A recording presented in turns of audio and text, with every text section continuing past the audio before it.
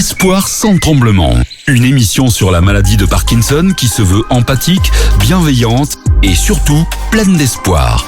Tous les troisièmes jeudis du mois, de 14h à 15h, sur le 98.4 FM et sur re2m.org. Voilà, mon mari a la maladie de Parkinson depuis 15 ans.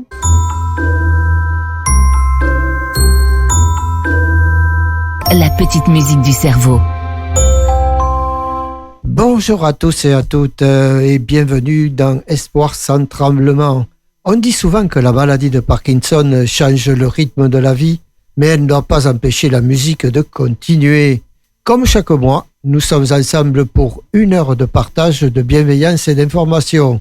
Que vous soyez patient, aidant ou simplement concerné, cette émission est la vôtre. Aujourd'hui, pour ce nouveau numéro, retrouvons de suite Olivier, fidèle animateur de cette émission, évidemment, sans Gérard. Bonjour Olivier. Bonjour Francis, et oui, aujourd'hui on est sans Gérard, puisque Gérard avait des obligations familiales personnelles, donc il ne pouvait pas se libérer pour aujourd'hui, donc c'est pas grave, on va faire sans.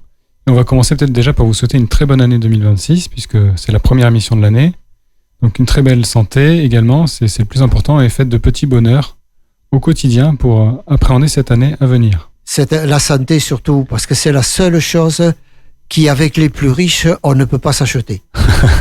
C'est vrai, puis quand on a la santé, tout le reste suit. Donc c'est vraiment important d'avoir la santé en priorité, et c'est ça qu'il faut prioriser. Donc aujourd'hui, ce que je vais vous présenter, on va essayer je vais vous présenter une nouvelle formule en fait. On va essayer de repenser un petit peu l'émission de manière un peu plus... Cloisonnée, structurée, standardisée en quelque sorte sur les prochaines émissions. Mais surtout pas robotisée. Surtout pas robotisée, non, ça reste des humains qui préparent l'émission, vous inquiétez pas. Que ce soit moi ou Gérard. On fera une petite référence tout à l'heure à l'IA, mais c'est pour la bonne cause. Oui, voilà, en fait l'idée c'est de retrouver un peu le même schéma sur les prochaines émissions pour avoir un format qui se ressemble, mais qui soit à chaque fois différent. Voilà, donc par exemple, ce qu'on va essayer de développer les prochaines fois, c'est un petit billet sur la recherche. Et on va essayer de le faire avec Émilie. Émilie qui nous avait qu'on avait déjà interviewé il y a quelques mois maintenant, je sais plus, je crois que c'était l'an dernier. Émilie qui est une influenceuse internet, qui fait des petites vidéos sur TikTok et YouTube, et qui est également chercheuse dans le domaine de la recherche des maladies neurodégénératives. Qui fait partie d'une fondation également qui développe des médicaments à but non lucratif. Donc on va essayer de la faire intervenir à chaque émission 5-10 minutes pour qu'elle nous parle d'un sujet d'actualité autour de la recherche et de la maladie de Parkinson. Un petit peu comme Marie-Justine intervient au niveau de l'orthophonie. Oui, alors ça sera moins long parce que Marie-Justine avait été intervenue sur des longues périodes à chaque fois. Ça sera un petit peu moins long pour qu'on puisse parler un peu de... Et il ne faut pas oublier, chers auditeurs, que vous pouvez retrouver tout ça sur le podcast de l'émission Espoir sans tremblement. Tout à fait, sur le site de la radio ou sur YouTube.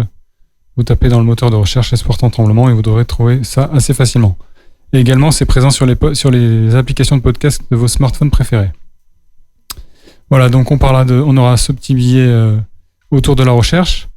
On essaiera aussi d'aborder une information un peu générale qu'on a pu voir dans la presse concernant Parkinson pour décrypter tout ça ensemble et voir ce qui est vraiment intéressant et ce qui est un effet d'annonce, parce qu'il y a souvent des effets d'annonce dans la recherche.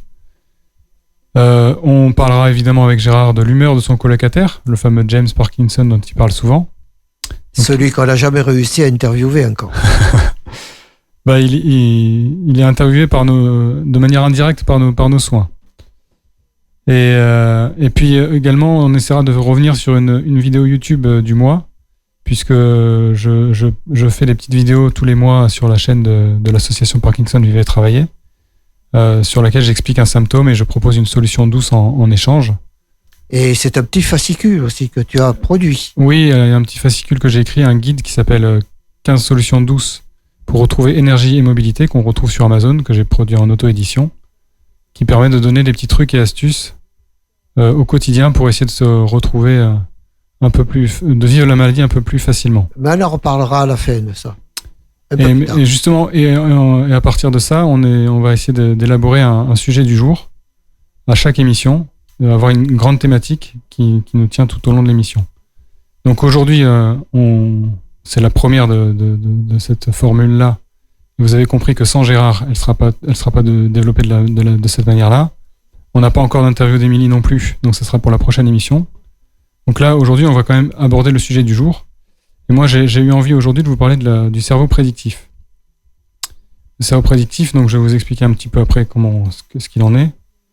Mais ça va vous permettre de comprendre un peu mieux, de rentrer un peu plus dans le vif du sujet, de comprendre pourquoi le corps peut parfois se bloquer et comment on peut le réentraîner. C'est-à-dire que c'est pas tout de faire un constat et de dire que ça va pas. On va essayer de trouver une solution, d'évoquer ensemble une solution qui permettra de contrer ce problème. Et ça, on va essayer de le faire pour chaque prochaine émission. Donc voilà Francis, comment on va essayer de développer les prochaines émissions. Mais je pense que ça va plaire à nos auditeurs, tout ça. Et surtout, Francis, si tu as des questions également tout au long de l'émission, n'hésite pas. Ça pourrait tomber comme ça. N'hésite pas à m'interrompre et à me poser des questions. Pas de souci. Donc, qu'est-ce que le cerveau prédictif ? Alors, le cerveau prédictif, pour bien comprendre, c'est en fait notre cerveau qui, de manière inconsciente, c'est une partie de notre cerveau qui, de manière inconsciente, anticipe tous les mouvements avant même qu'on les fasse. En fait, pour expliquer simplement, il calcule en permanence où se trouve notre corps, ce qu'on va faire ensuite, ce qu'on va faire à quel rythme. Si on marche dans la rue, en gros, il va anticiper le pas suivant. Et quand ce système fonctionne mal, comme dans la maladie de Parkinson, le corps peut parfois se bloquer, même si les muscles sont encore capables de bouger. Donc c'est ce qu'on appelle souvent, vous en avez certainement entendu parler, c'est le freezing. Le freezing qui vient de l'anglais to freeze, qui veut dire geler. C'est-à-dire que parfois on se retrouve dans une situation où on n'arrive plus à bouger du tout, et c'est ce cerveau prédictif qui fonctionne mal. Donc on va essayer de comprendre un petit peu comment ça fonctionne, d'où viennent ces blocages moteurs, et comment on peut arriver à réentraîner le corps, puisque c'est possible de réentraîner le corps grâce à la neuroplasticité. Donc la neuroplasticité, c'est quoi ? C'est justement le fait de créer des nouvelles connexions neuronales, puisque les connexions neuronales habituelles, automatiques et inconscientes s'amenuisent avec le temps et la dégénérescence de la maladie de Parkinson, et on va essayer d'en créer d'autres. J'avais une amie qui disait les connexions neuronales, c'est comme les autoroutes. On a l'habitude de prendre les autoroutes, c'est les automatismes. Mais nous, on va essayer de créer des chemins de traverse, des petites départementales, pour créer à nouveau des nouvelles connexions. Et ça, c'est possible, même avec une maladie neurodégénérative comme la maladie de Parkinson. On peut arriver à créer des nouvelles connexions et donc contrer un petit peu cet effet de dégénérescence de la maladie. Voilà. Est-ce que c'était clair, Francis ? Pour Tout à fait, mon cher. Autour du cerveau prédictif. On ne peut plus clair. Bon, tant mieux. Donc on va pas parler véritablement de médicaments, hein. Aujourd'hui, on va parler ni des tremblements habituels. On va parler de ce bug du cerveau que vivent presque tous les Parkinsoniens sans le savoir. Donc en gros, c'est le cerveau qui n'arrive plus à prédire correctement le mouvement. Et quand le cerveau ne peut plus prédire, du coup, il se fige, le corps se fige. Et même si on a des muscles. Donc c'est pour ça que c'est important d'apprendre tous les jours des nouvelles choses, que ça soit en termes de mobilité ou en termes même d'apprentissage intellectuel, d'apprentissage cognitif. Juste une question. Est-ce que le patient se rend compte du bug ? Ah oui, le patient se rend compte du bug. C'est-à-dire qu'en fait, il se retrouve, par exemple, en pleine rue. Et alors, ça arrive souvent, on ne sait pas trop l'expliquer pourquoi, mais devant les passages de porte. La personne n'arrive plus à franchir la porte, elle n'arrive plus à avancer. Et en plus, donc ça crée un effet de panique un petit peu intérieur. Il se dit, je comprends pas, j'arrive pas à avancer, je suis bloqué. Donc il essaie d'avancer de manière encore un peu plus consciente. Donc ça lui met une pression supplémentaire qui fait que ça se fige encore plus. Donc c'est là où c'est un peu délicat. Et c'est pour ça qu'on va essayer de décrypter ça ensemble aujourd'hui, pour comprendre un peu mieux ce mécanisme et éviter de se retrouver devant une porte, devant un trottoir, devant un escalier, devant un obstacle, ou simplement parce que quelqu'un vous regarde, le cerveau panique et du coup le corps ne peut plus bouger. En fait, pour bien comprendre, le cerveau il fonctionne un peu comme un GPS interne, et il anticipe en permanence la position du corps et le mouvement qui suit et le rythme dont il va de la manière dont il va le faire. Et en fait, pour bien comprendre, dans la maladie de Parkinson, la dopamine ne sert pas seulement à bouger, mais elle sert aussi à anticiper. C'est aussi l'hormone du plaisir, on l'a répété plusieurs fois ici. Mais en fait, c'est vraiment la dopamine qui est le centre de tout dans la maladie de Parkinson. Donc c'est donc pas un problème du muscle, même si on pourrait croire qu'on ne peut plus bouger, c'est parce qu'on a perdu du muscle. Et c'est souvent le cas quand on vieillit, parce que c'est une maladie qui arrive souvent quand on est un peu plus âgé. Ce n'est pas lié au muscle, c'est vraiment un problème de cerveau et de manque de dopamine. Donc la dopamine... Cette dopamine, le corps la fabrique. C'est le cerveau qui la fabrique. C'est le cerveau la fabrique. Le cerveau la fabrique en permanence. En permanence, même chez les personnes d'un certain âge. Oui, tout le temps. En fait, c'est ce qu'on appelle l'hormone du plaisir. Pourquoi ? Parce que ça génère tout de suite un plaisir immédiat. C'est ce qu'on entend souvent quand vous scrollez, quand vous regardez des vidéos sur Internet, sur Instagram, sur TikTok, maintenant, il y a beaucoup de réseaux sociaux qui proposent des petits formats de petites vidéos. En fait, à chaque fois, on a envie d'en voir une autre, encore une autre, parce que ça provoque un petit état de plaisir interne au niveau du cerveau. Et c'est ça, le cerveau, on redemande encore, on est accro à ça. Les jeux de grattage, par exemple, quand on gratte et qu'on gagne, qu'on a cette petite montée d'adrénaline, c'est provoqué par la dopamine. C'est un petit plaisir immédiat. Et c'est pour ça qu'il y a certains médicaments, d'ailleurs, qui peuvent provoquer des addictions à ce genre de jeu, parce que justement ils provoquent de manière artificielle la création de dopamine, et le cerveau en redemande. C'est un peu une drogue pour le cerveau. Donc c'est pour ça que c'est important de surveiller ces problèmes d'addiction et de bien comprendre d'où ça vient. Et c'est pour ça qu'il faut surveiller ses proches quand on est aidant, quand on est conjointe de Parkinsonien, de bien surveiller, parce qu'il y a des petites addictions comme ça qui peuvent paraître anodines, qui peuvent prendre beaucoup d'ampleur, et ça arrive effectivement qu'il y a des gens qui se ruinent, des Parkinsoniens, qui perdent beaucoup d'argent dans les jeux d'argent, justement à cause de cette addiction liée aux médicaments. Donc c'est important d'en parler. Tout à fait.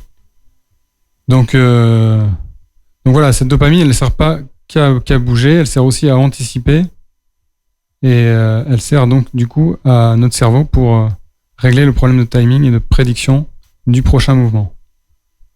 C'est pour ça que certains mouvements deviennent soudainement impossibles, alors que des mouvements plus complexes peuvent parfois mieux fonctionner.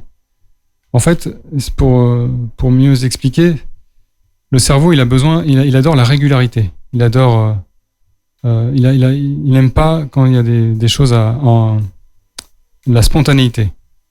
Il préfère, en tout cas le cerveau d'un Parkinsonien, il préfère quelque chose qui est linéaire, qui est régulier, qui est répétitif. Et pour ça, il faut le rassurer.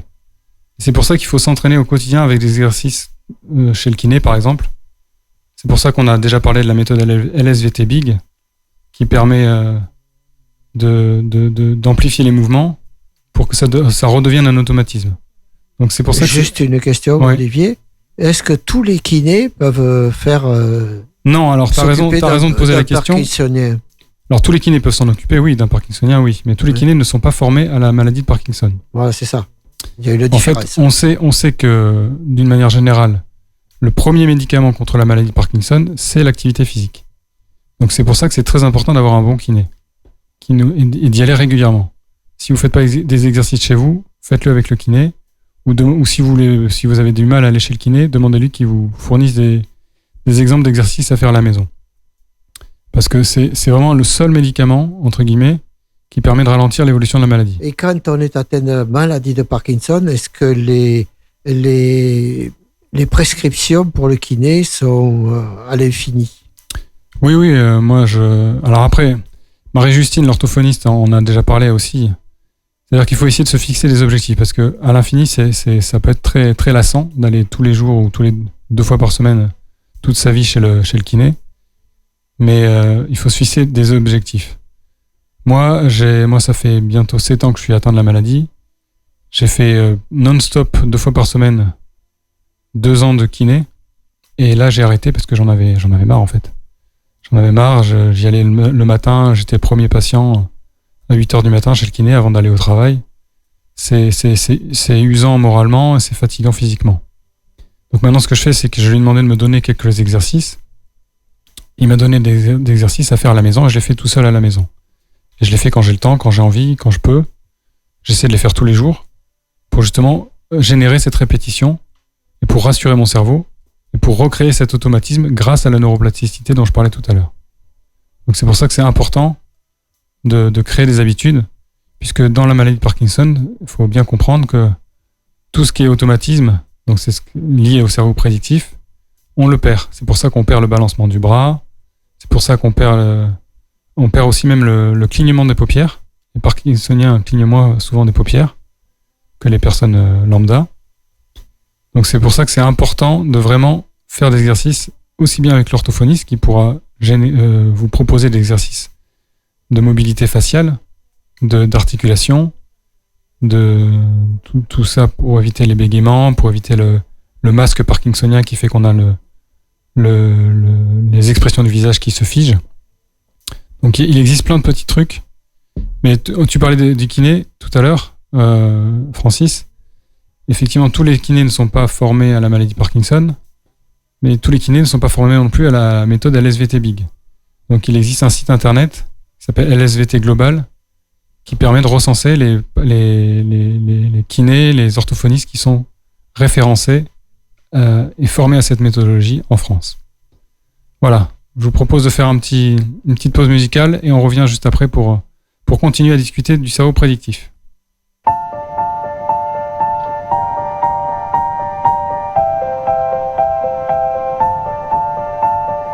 Falling stars in a glass jar,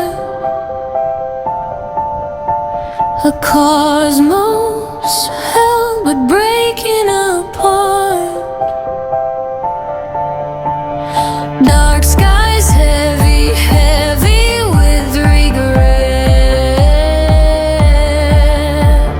Why can't I reach the edge yet? Celestial cries, oh how they scream. Eternal night, tearing the sea. Galaxies spin, spin, spinning free. What does it mean? What does it mean? Fingers trace the light on my face.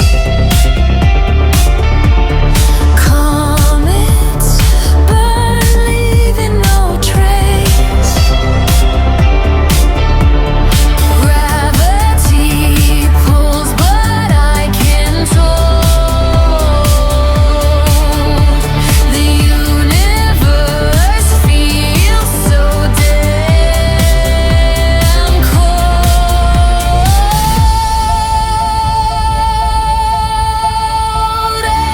Every pulse, every throb.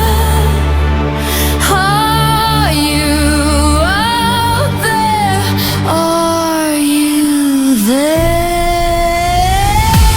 Celestial cries, oh how they scream. Eternal night, tearing the sea. Galaxies spin, spin, spinning free. What does it mean? What does it mean? Neon trails in the endless black. Time unwinds, there's no turning back. Our whispers echo in the void. 1,000 worlds we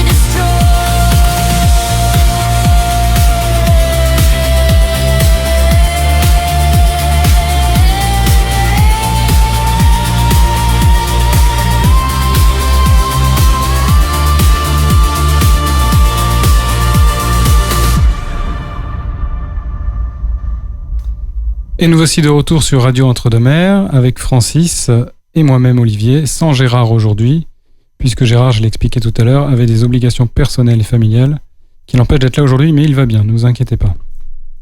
Donc aujourd'hui, on discute toujours de la maladie de Parkinson dans l'émission Espoir sans tremblement. Et aujourd'hui, j'ai souhaité aborder une thématique qu'on a peu évoquée à la radio, là, aujourd'hui, enfin, dans cette émission. C'est le cerveau prédictif. Donc le cerveau prédictif, pour résumer rapidement pour ceux qui étaient absents dans la première partie de l'émission, c'est le cerveau qui permet d'anticiper les mouvements automatiques, tels que les mouvements de la marche, les mouvements de battement de paupières, par exemple aussi.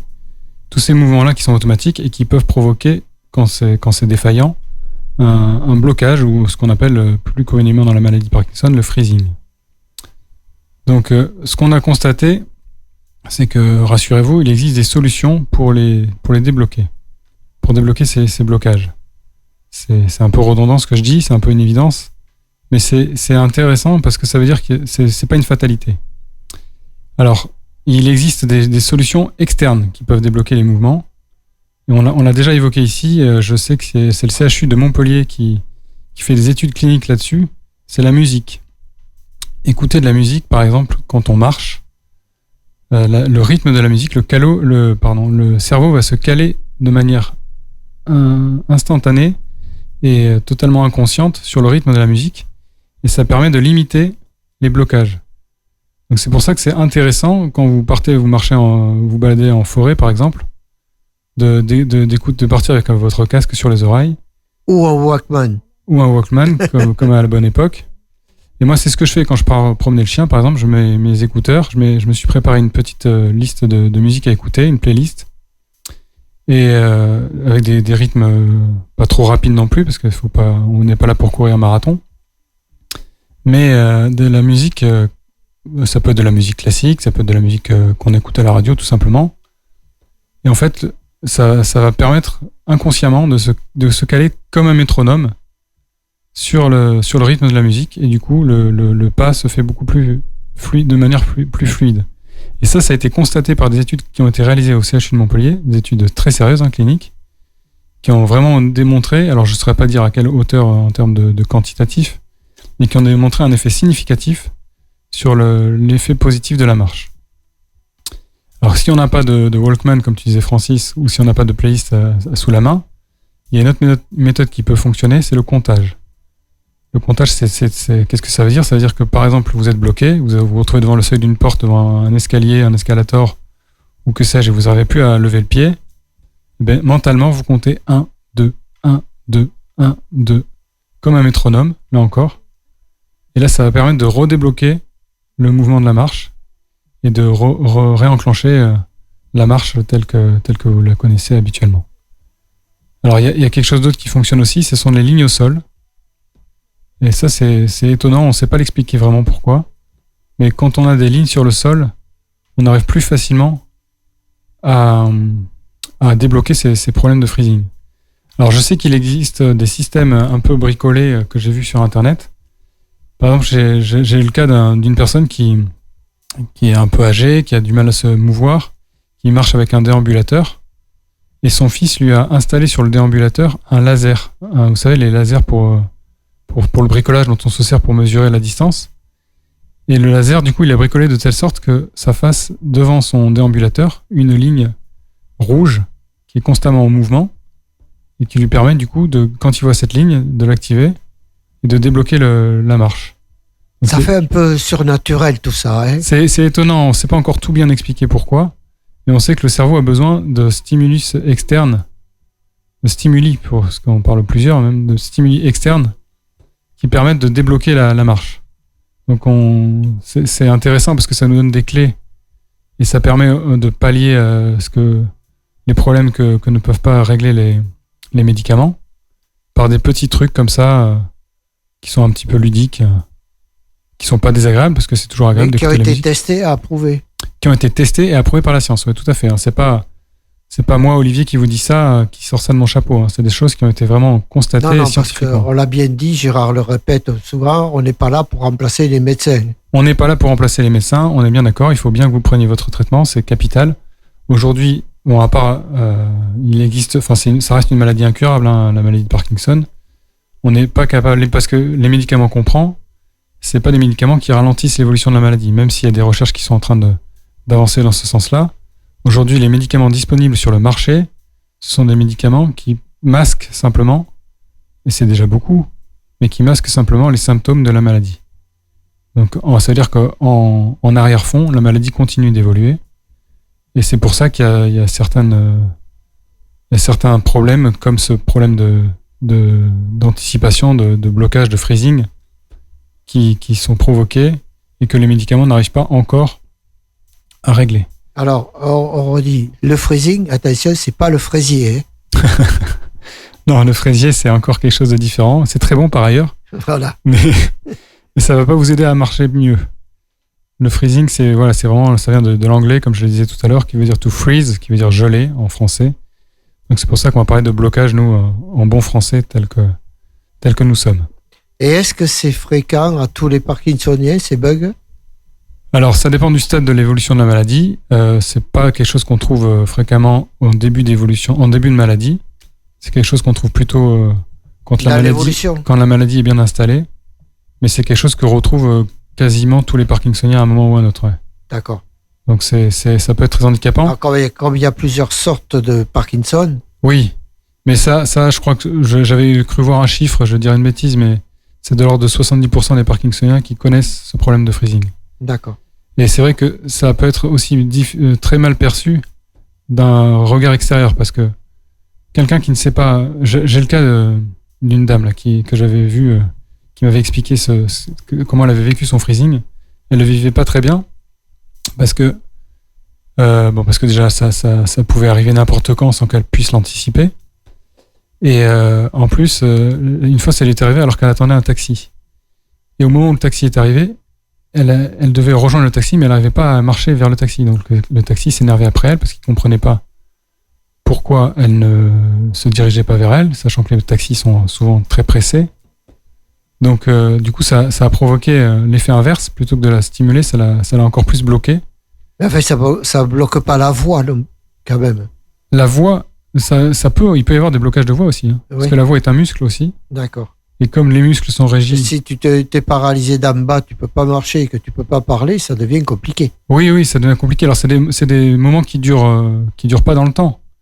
Mais que quand ils arrivent, c'est quand même assez handicapant. Socialement, c'est pas très facile à expliquer.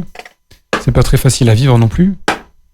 Puisque c'est vrai que cette maladie, elle a ce côté-là, à la fois... sournois. C'est sournois, et puis c'est un peu un handicap invisible. C'est-à-dire que quand on vous voit sans vous connaître, on devine pas, on peut se deviner qu'il y a quelque chose qui va pas, mais on devine pas qu'il y a une maladie comme ça, invalidante, qui peut provoquer ce genre de symptômes. Sachant que, je le répète, on l'a dit souvent avec Gérard ici, il y a une quarantaine de symptômes, et comme aime à le répéter Gérard, c'est à la carte, c'est pas la maladie la même pour tout le monde. Donc ça peut être assez invalidant. Effectivement, dans les erreurs classiques qu'on peut retrouver quand on se retrouve face à ce problème de blocage, la première erreur, c'est celle que j'ai expliquée avec la dame là, qui s'est retrouvée face à son taxi, c'est qu'on se force à bouger coûte que coûte. Et en fait, ça crée l'effet inverse, c'est contre-productif. Ça va augmenter le blocage, ça va augmenter la fatigue et ça va augmenter du coup la perte de confiance en soi. Et c'est une sorte de cercle vicieux qui fait que plus on se force à bouger coûte que coûte, plus on va générer des blocages. Et alors, une question qui arrive de suite, c'est Est-ce que ce blocage est long? Non, ça dure quelques secondes, mais c'est suffisamment long pour être perturbant pour la personne qui le vit. D'accord. Parce que du coup, elle sent le regard de l'autre, elle se dit faut que je bouge, et le fait de se dire ça la bloque encore plus. La deuxième erreur, c'est justement la personne va se dire concentre-toi, il faut que tu avances. Et du coup, elle veut faire une concentration volontaire et ça ajoute de la pression. Ça, le cerveau du Parkinsonien, il déteste ça. Parce que ça va le bloquer encore plus. C'est comme ce que j'expliquais tout à l'heure. Avec le regard du taxi sur la dame, le regard du taxi va bloquer encore plus parce que ça lui met une pression sociale telle que du coup, elle va se retrouver à perdre ses moyens.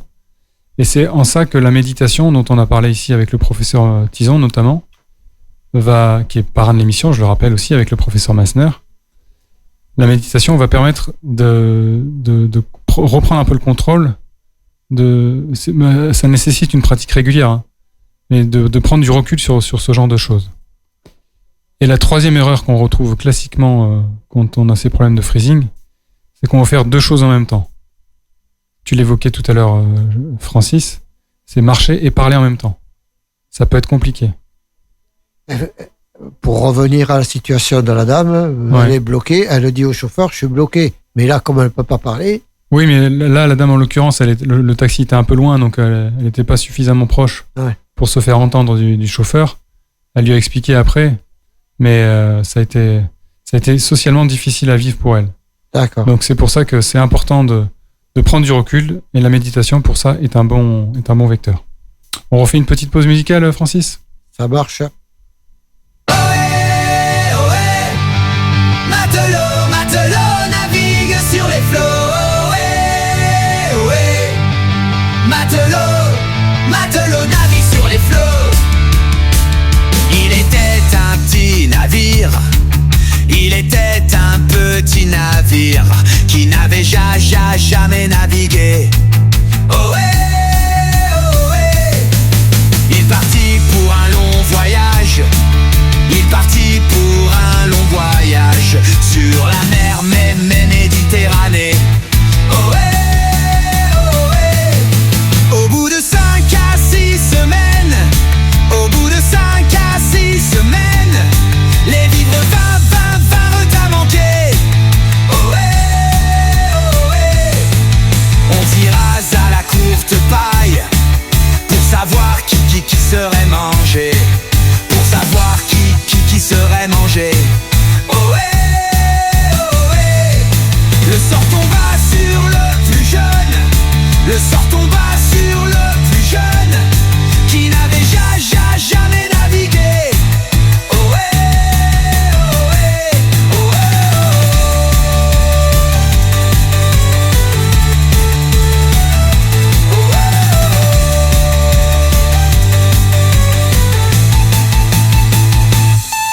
Les prix on les mit à frire et le petit mousse fut sauvé. Ohé, ohé, ohé. Ohé, oh, ohé, ohé. Matelot, matelot, navigue sur les flots. Ohé, ohé. Matelot, matelot, navigue sur les flots.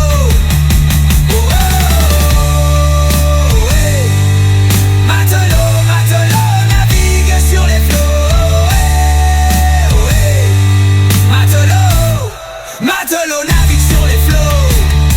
Oh, oh, eh, oh, eh. Matelot, matelot navigue sur les flots. Eh, oh, eh. Matelot navigue sur les flots. Et de retour sur Radio Entre-deux-Mers dans l'émission Espoir sans tremblement, qui parle de la maladie de Parkinson, avec Francis et moi-même Olivier, pour vous décrypter cette maladie et essayer de proposer des solutions douces, on va dire, pour les malades de la maladie de Parkinson, mais aussi pour les aidants qui puissent communiquer avec leur conjoint, leur conjointe, leurs parents éventuellement. Alors moi j'ai une question qui me vient. Oui, je t'écoute. Par rapport à tout ce qu'on a parlé jusqu'à maintenant, les blocages ici et là, ne serait-il pas possible à l'heure actuelle ou dans les années à venir de pouvoir faire une opération sur le cerveau et de lui adjoindre une intelligence artificielle? Alors, c'est vrai que l'intelligence artificielle, on entend beaucoup parler en ce moment. C'est un sujet très très développé et qui a des applications sur tous les domaines. Dans le domaine de l'industrie, mais aussi et surtout dans le domaine de la santé. Effectivement, je suis pas au courant de tout ce qui se passe d'un point de vue de la recherche à ce niveau-là, mais je sais qu'il existe déjà des médicaments qui sont en train d'être développés par l'intelligence artificielle, parce que l'intelligence artificielle a de ce côté très pratique, c'est qu'elle peut faire des erreurs, et elle peut surtout aller beaucoup plus vite en termes de calcul et de modélisation de données théoriques. Donc elle est capable de proposer des choses qui n'ont jamais été... qui prendraient surtout beaucoup plus de temps aux chercheurs que s'ils le faisaient dans la vraie vie, puisqu'elle peut théoriser des actions, des mélanges de molécules, des optimisations. Donc oui, je pense que à l'avenir, ça va évoluer très vite. parce qu'on le voit dans le domaine de tous les jours, hein, ne serait-ce qu'avec ChatGPT, comment ça évolue très vite. C'est assez exceptionnel ce qu'on vit comme époque aujourd'hui. Mais je sais qu'il y a déjà des médicaments qui ont été développés par l'IA. L'IA, donc l'intelligence artificielle. C'est pas le prénom de quelqu'un. Hein, non, il y a beaucoup de gens qui ne savent pas ce que c'est que l'IA. Oui, l'IA, On parle de l'IA, c'est un raccourci. C'est l'I, le I de intelligence et le A de artificiel. Mais j'ai une petite pensée à toutes les personnes qui s'appellent l'IA. Tout à fait. qui vont avoir du mal à communiquer dans les prochaines années. Mais en tout cas, oui, c'est pour moi, vraiment, véritablement, je pense que c'est un vrai vecteur d'espoir, d'accélération de la recherche pour les maladies. Heureusement que l'IA est arrivée. Parce que l'IA, elle a quoi? Elle a 5 ans? Mais même pas, je crois que ça fait même pas 5 ans que ça existe. Enfin, en tout cas, d'un point de vue que ça s'est autant démocratisé. Et puis ça évolue extrêmement vite. Parce que ça crée un espèce de cercle vertueux ou vicieux, ça dépend du quel point de vue on se place. Mais je pense que pour la santé, pour moi, c'est un cercle vraiment vertueux qui va se produire, puisque ça permet d'accélérer la recherche et de modéliser plus facilement des modèles de médicaments. Et ça va donner un sérieux coup de pouce quand même. Oui, mais on le voit dans la recherche sur le cancer, parce qu'aujourd'hui, les fonds de la recherche sont principalement concentrés sur le cancer, parce que c'est la première maladie, les premières maladies qui sont dans le monde. Ce sont les cancers, toutes les formes de cancer mélangées. Mais derrière les cancers, ce sont les maladies neurodégénératives et Parkinson en tête. Parce que Parkinson est la maladie neurodégénérative avec la croissance la plus importante dans le monde. C'est une croissance exponentielle avec des personnes de plus en plus jeunes. Donc ça veut dire qu'il y a beaucoup. Ça reste une bonne nouvelle pour nous. Parce que ça veut dire qu'il y a des fonds de la recherche qui sont mis sur ces maladies-là. Donc ça laisse espérer qu'on trouve des remèdes plus facilement. Et d'ailleurs, je crois savoir que l'intelligence artificielle a découvert qu'il y avait des liens possibles entre certaines maladies neurodégénératives telles que Alzheimer, la sclérose en plaques et Parkinson. Donc ça veut dire quoi? Ça veut dire que demain, on peut envisager un médicament commun ou adapté à chaque pathologie. Commun à chaque pathologie, c'est-à-dire qu'il y a des traits communs sur ces maladies neurodégénératives qu'on peut isoler et du coup on peut cibler les traitements pour les maladies qui nous concernent, notamment la maladie de Parkinson en l'occurrence. Et on peut envisager aussi des traitements ultra personnalisés grâce à l'intelligence artificielle, puisque, comme on le répète encore une fois, je vais le faire maintenant, mais il n'y a pas qu'une seule maladie Parkinson, donc on peut envisager peut-être des traitements personnels grâce à l'intelligence artificielle. Donc moi je trouve ça vraiment très intéressant. Et ça donne de l'espoir surtout. Et ça donne vraiment beaucoup d'espoir, et je pense que ça laisse espérer et présager des traitements à venir assez rapidement et plus rapidement que ce qu'on pouvait anticiper il y a ne serait-ce que 5 ans. D'accord, et ça serait une sacrée INM. Ça serait une sacrée INM. Enfin, INM on ne sait pas. Donc INM, intervention non médicamenteuse.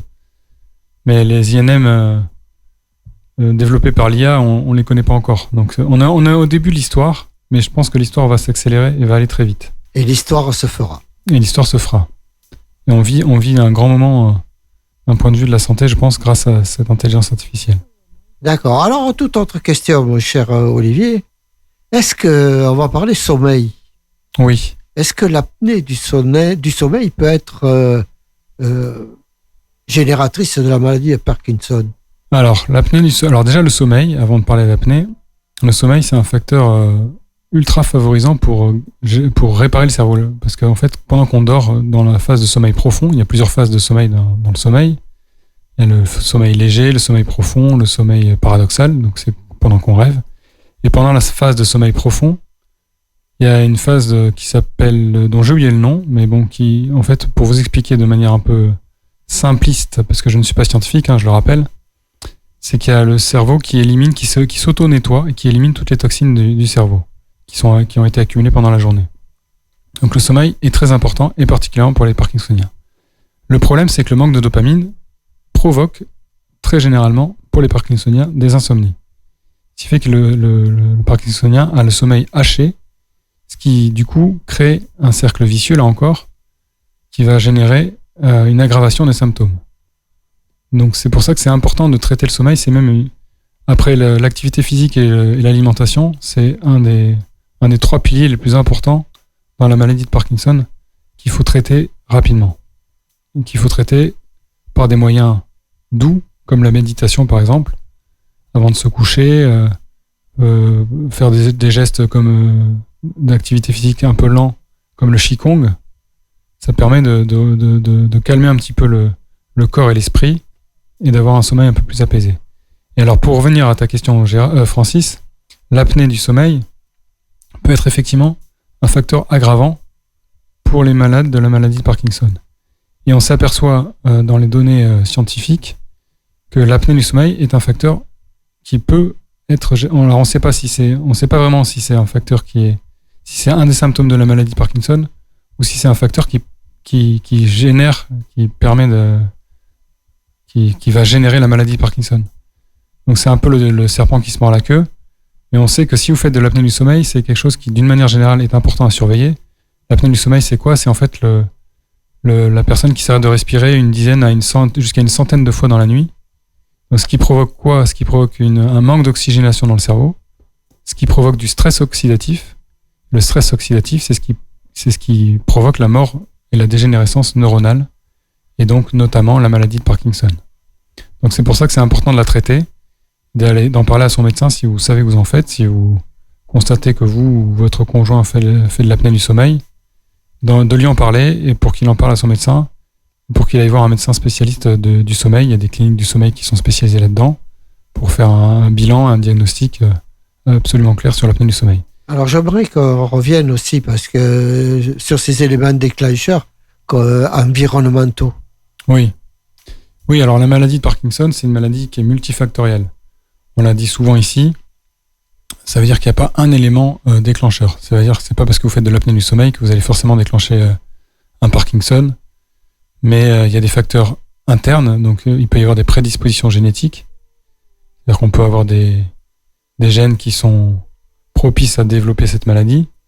Il peut y avoir des facteurs externes, comme les pesticides. Donc ça, on sait que, par exemple, les agriculteurs... Ça a été prouvé, ça. Ouais, ça a été prouvé, ça a été démontré. Et reconnu même par... C'est même reconnu comme maladie professionnelle pour les agriculteurs. Et les viticulteurs, notamment. Les agriculteurs. Donc là, c'est un facteur externe. Le stress, d'une manière générale, est un facteur externe qui peut provoquer aussi... peut être un élément déclencheur. Être un élément déclencheur. L'alimentation, la sédentarité. Donc il y a énormément de facteurs qui, conjointement, mis bout à bout, peuvent provoquer un déclenchement de cette maladie. Mais aujourd'hui encore, je crois que même les scientifiques ne savent pas véritablement expliquer ce qui provoque réellement cette maladie. C'est pour ça qu'on parle d'éléments multifactoriels. D'accord. Alors j'aimerais qu'on parle également aussi de quelque chose que, en tant que journaliste, j'ai eu l'occasion de rencontrer dans toute ma carrière, c'est les aidants. Oui. Parce que ces gens-là, on les oublie bien facilement et bien souvent, ils sont bien plus malades que le malade. Oui, c'est vrai que les aidants, ils portent sur leurs épaules un poids assez lourd, parce que en général, l'aidant dans ces maladies, c'est souvent le conjoint ou la conjointe qui doivent gérer leurs problèmes personnels, leurs maladies parfois, qu'ils peuvent avoir aussi de leur côté, plus la maladie du conjoint. Donc c'est vrai qu'il faut leur reconnaître que il n'y a aucune reconnaissance pour ces gens-là à l'heure actuelle. Alors de plus en plus, heureusement, on se rend compte qu'ils portent un poids très lourd et que c'est pas facile tous les jours pour eux. Je sais qu'il y a des organismes qui existent, il faudrait se renseigner sur Internet, je n'ai pas les noms en tête. Oui, là. ils ont droit à des congés payés voilà, maintenant, on peut les remplacer éventuellement. Oui, on peut. Il y a des associations, des organismes qui se proposent Moi j'ai connu ça au début, il n'y avait rien. De leur offrir 2-3 jours de congé tout seul dans des thalassos ou qu'ils puissent respirer. Pour qu'ils puissent avoir une soupape de respiration et prendre un peu le temps pour eux, puisque c'est des gens qui ne prennent jamais le temps pour eux, qui sont disponibles. Serviables et corvéables à merci, comme on disait autrefois, 24 heures sur 24, 7 jours sur 7, qui connaissent pas de repos, qui doivent en plus penser aux problèmes de leur conjoint ou de leur conjointe et leurs problèmes. Donc c'est une situation qui est pas évidente. Donc écoute, on va faire une petite pause musicale puisque ça nous a bien fatigué ça aussi. Et on se revoit juste après pour finir l'émission avec plaisir. avec Francis et moi-même Olivier pour l'émission Espoir sans tremblement autour de la maladie de Parkinson. Et aujourd'hui, on parle du cerveau prédictif et on a parlé des problèmes de blocage notamment. Donc j'ai évoqué un petit peu ce que c'était. Francis m'a posé quelques questions sur l'intelligence artificielle, sur l'apnée du sommeil. Et je voulais revenir sur les solutions concrètes, parce qu'on n'en a pas vraiment parlé. Enfin, on en a un peu parlé, mais pas vraiment dans le détail. Je voudrais repartir un petit peu plus précisément sur ces solutions concrètes et applicables au quotidien pour les problèmes de blocage, de freezing, pour les maladies de Parkinson. Et je voulais vous en donner 5. Alors la première concrète, c'est reprogrammer le démarrage. C'est-à-dire qu'il faut se préparer un petit rituel quand on a ces problèmes, pour anticiper ces problèmes de blocage, comme ce que j'expliquais tout à l'heure, par exemple le système de comptage. Quand on est bloqué devant un seuil de porte, devant un escalier, il faut qu'on compte mentalement dans sa tête 1, 2, 1, 2, 1, 2. Et ça permet de débloquer et de relancer la marche. Donc ça, c'est un premier rituel à se faire. Le deuxième que je voulais évoquer, que j'ai pas encore abordé maintenant dans l'émission, c'est marcher avec une intention visuelle. Alors ça veut dire quoi, marcher avec une intention visuelle? Ça veut dire par exemple fixer un point précis. Donc vous êtes au parc, admettons, et c'est ne jamais marcher dans le vide. Vous êtes au parc et vous fixez un arbre vers lequel vous avancez, et vous avez toujours un point d'accroche, une espèce d'encre visuelle à laquelle se raccrocher et passer d'arbre en arbre comme ça, mentalement, pour se fixer un objectif. Donc si vous marchez dans la rue, c'est se fixer un feu rouge par exemple, du mobilier urbain, et à chaque fois que vous avez atteint cet objectif, vous en fixez tout de suite un nouveau pour pouvoir avancer sans avoir de blocage. Donc ça c'est le deuxième point. Le troisième point, la troisième solution concrète, c'est fractionner le mouvement. C'est-à-dire le décomposer dans sa tête en étapes simples. Par exemple, c'est d'une certaine façon conscientiser la marche. S'imaginer dans sa tête qu'on est en train de poser le talon, puis le plat du pied, puis finir avec les orteils. Et balancer l'autre jambe. Et recommencer. Poser le talon, le plat du pied, et plier les orteils. Et balancer l'autre jambe. Donc si on conscientise ça, c'est une sorte de méditation active. Hein. C'est ce qu'on apprend. Moi, c'est ce que j'ai appris à faire quand j'ai fait le stage de méditation pleine conscience avec le professeur Tison. C'est outre la méditation statique qu'on a l'habitude de voir un peu, où on est assis en position du lotus, il existe la méditation active, et ça en fait partie. Et visualiser le geste, ça permet de le recréer mentalement. C'est comme quand on fait du sport. Souvent, les pilotes de chasse, on les voit, les pilotes de l'armée de l'air, qui font des mouvements lors des galas. Ils sont en train de conscientiser avant l'exposition qu'ils peuvent faire, les démonstrations qu'ils peuvent faire en plein air. Ils conscientisent dans leur cockpit les mouvements qu'ils vont faire dans l'avion. Donc là, c'est un peu pareil à notre niveau. C'est fractionner le mouvement et l'anticiper, le conscientiser pour qu'on puisse le recréer facilement après. Après, il y a un quatrième point que j'évoquais tout à l'heure, qu'on peut utiliser comme béquille neurologique, c'est la musique, ou qui peut être aussi utilisé par un métronome. C'est du coup utiliser le rythme de la musique pour recréer un rythme dans le cerveau. Et donc si vous avez également un métronome portatif, il en existe des numériques maintenant, ça sera pratique pour avoir ça et avoir un rythme qui sera conscientisé par le cerveau automatiquement. Et après, le dernier point, le cinquième solution concrète qu'on pourrait évoquer ensemble, c'est créer soi-même son kit anti-freezing personnel. Donc c'est faire en fait un regroupement de tout ce que je viens d'évoquer avec une phrase clé, une phrase type, par exemple, pas forcément une phrase, peut-être même juste un mot clé. Moi, des fois, ce que je me dis, allez go. Juste en me disant ça, je me lance soit ma playlist musicale pour me motiver et quand je suis en train de marcher dans la forêt avec le chien, soit je me lance à compter dans ma tête et ça permet de déclencher à nouveau les automatismes de la marche. Une question, juste. Oui. Est-ce que le fait de participer à cette émission de radio te fait du bien? Bien sûr que ça fait du bien. Ça fait du bien parce que ça fait du bien déjà de parler. Tu vois, j'expliquais tout à l'heure qu'il peut y avoir des blocages à la parole. Le fait de parler, c'est un exercice qui n'est pas évident. Parler à la radio. Là, ça permet de s'entraîner, de poser sa voix. À ce titre, d'ailleurs, je tiens à dire que je vais commencer au mois de février un programme de LSVT avec Marie-Justine qu'on a eu plusieurs fois dans cette émission à la radio sur le programme LSVT Loud. C'est un programme de 4 semaines. Donc vous pourrez me dire comme ça à la fin du mois de février si ma voix a changé au mois de mars. Vous pourrez écouter ma voix en février et ma voix au mois de mars et ça devrait avoir changé en théorie. On ne dira pas, on dira nous avons un nouvel animateur. Ça permet de retrouver un peu les intonations puisque dans la maladie, effectivement, comme elle l'a déjà évoqué plusieurs fois, on a une espèce de ton monocorde sans trop de tonalité. Et donc là, normalement, je devrais retrouver une tonalité un peu plus, avec plus de fréquence, on va dire.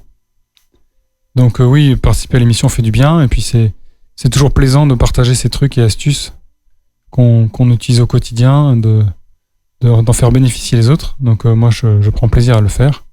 J'espère que ça vous fait plaisir également. Et justement, on va lancer un appel, Olivier, à tous nos auditeurs. Hein. Oui, c'est vrai qu'on est toujours en demande de témoignages. Alors, de temps en temps, on en reçoit quelques-uns par écrit, que je me permets de lire à l'antenne. Mais c'est toujours mieux d'en avoir des vocaux, des gens qui peuvent nous laisser un message vocal, ou qui peuvent passer à la radio, tout simplement. Et n'oubliez pas qu'on peut vous appeler, ça se fait par téléphone également. Oui. Ça se fait très bien par téléphone. Pour rappeler le numéro de téléphone d'ailleurs de la radio, Francis. 05 56 61 10 85. Voilà, donc n'hésitez pas à nous appeler, à appeler Francis, à laisser un message vocal. Ou alors vous pouvez, je vais vous donner mon numéro, vous pouvez m'appeler, puisque c'est moi qui vais faire les enregistrements, le 06 78 26 96 73. Voilà, vous appelez Francis, vous appelez la radio, vous nous appelez, vous nous faites un mail, on vous rappelle et puis on peut vous faire venir à la radio, on peut vous appeler, allez venir vous voir si vous êtes sur la région. Et ça ne sera que bénéfique pour vous. Et ça sera bénéfique pour vous, pour les autres. C'est toujours bien parce que c'est vraiment une maladie qui isole. Voilà, il faut sortir de l'isolement. On arrive à créer un microcosme de la maladie de Parkinson. Oui, il faut que la communauté puisse en profiter. Que chacun qui a des petits trucs, des petites astuces, puisse en faire bénéficier son voisin, même si c'est son voisin qui est à l'autre bout de la France. À l'autre bout du monde même, parce que sur les podcasts de l'émission, on est écouté... on est écouté à Los Angeles. On écoutait à Los Angeles, on écoutait au Canada. Plus d'une quarantaine de personnes à Los Angeles nous écoutent. Ah oui? Ouais. Il doit y avoir un petit regroupement de Parkinsoniens. Il y en a partout dans le monde. Donc moi, j'ai vu qu'on était écouté en Afrique, qu'on était écouté en Amérique du Nord, qu'on est écouté en Asie également. Donc surtout, n'hésitez pas à laisser vos commentaires à la radio, sur les chaînes YouTube, sur le numéro de téléphone de Francis, on est joignable. Et puis, n'oubliez pas, chers auditeurs, qu'avec l'intelligence artificielle, pour y revenir, vous récupérez l'audio et l'audio peut être transformé en écrit, comme l'écrit peut être transformé lui aussi en audio. Exactement. Donc, si vous voulez, on trouvera un moyen de vous faire parler, même si vous n'avez pas envie de parler. C'est ça la modernité. On arrive à la fin de l'émission. On se retrouve le 19 février prochain, le 3e jeudi du mois, comme tous les mois. Donc on rappelle les réseaux, Olivier. Les réseaux, donc l'association Parkinson Vivre et Travailler avec son site parkinson-vivre-travailler.com. La chaîne YouTube de l'association Parkinson Vivre et Travailler. Ma chaîne YouTube. La chaîne YouTube de Francis, que tu peux rappeler. Francis Virpinte. Francis Virpinte, voilà. La chaîne TikTok de l'association Parkinson Vivre et Travailler également. Et le podcast. Sur la radio. Sur la radio. re2m.org. Voilà, exactement. Et sur les applications de podcast qui sont natives sur vos smartphones. Je vous souhaite une très belle année encore à tous et à toutes, avec une belle santé en priorité. Et je vous dis au 19 février prochain avec Gérard et Francis. Merci Olivier. Merci.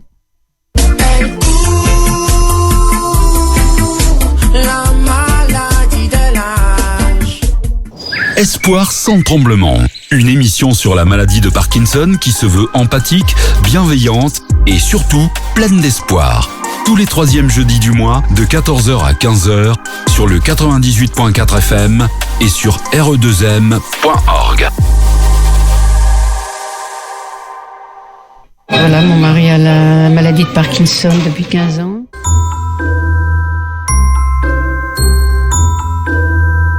La petite musique du cerveau.